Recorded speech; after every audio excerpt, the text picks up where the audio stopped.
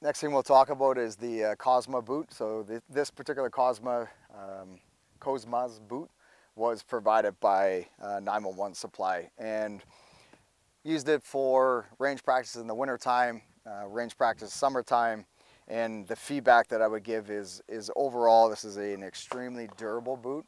I've rucksacked with it. You know, I've actually done a couple of light runs with it. When I say light, like 3 to 5 kilometers, nothing crazy.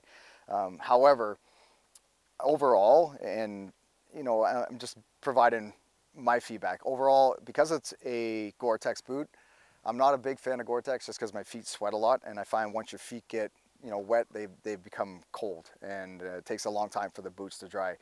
If you like a stiff boot, if you like a rigid boot with a hard sole and great ankle support, you're really gonna like this boot.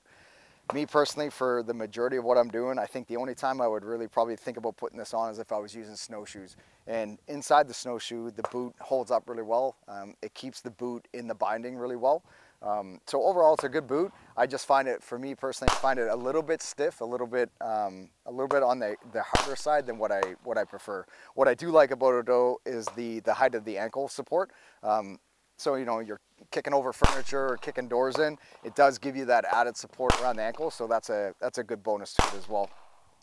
From a jumping perspective, if somebody were to wear this in a parachute, you know, operation type of consideration, because of the eyelets, not optimal.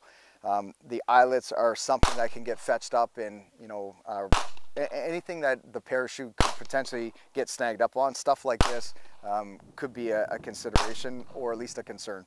So overall, I would say, you know, great boot. However, would it be my boot of choice for everyday use? Probably not.